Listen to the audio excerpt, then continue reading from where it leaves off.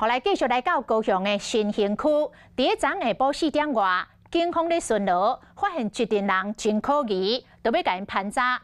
想袂到其中一个男子随便咧弄，警察就约300外米了后，警察惊对方有炸危险的物品，就甲枪背出来甲喊。这个男子才乖乖束手就绑。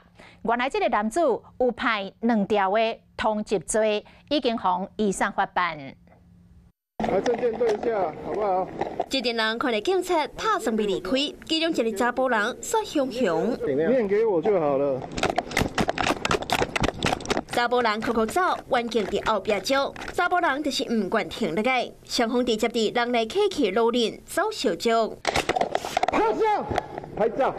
远景也穿个黑镜，查甫人是走甲皮喘，甲内档束手就绑。就跑来我们家，然后敲门，敲我们家的门。你说那个嫌犯要敲你们家？对，想躲进去？对，可能要求救还是这样子。哎，想要避开啊？系啊。我想啊，你要走来到遮呢？哦，为边走来？啊，早了警察就一台赛车，一个用药的啊。唔知啊，我想讲发较大细声。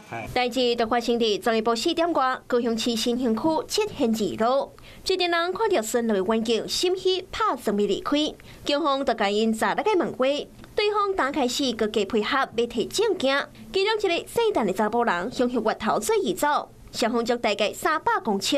警方烦恼对方有炸危险的物品，也穿个黑镜。发现陈贤为台北地检8部的诈欺通缉犯，全案经警询后移送高雄地检侦办。查了到底，这个姓陈的嫌犯身躯顶派2条通缉，依法向移送侦办。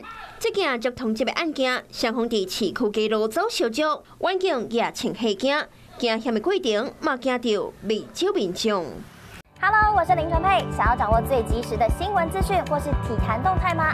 赶快按赞、订阅、开启小铃铛，锁定华视新闻的 YouTube 频道。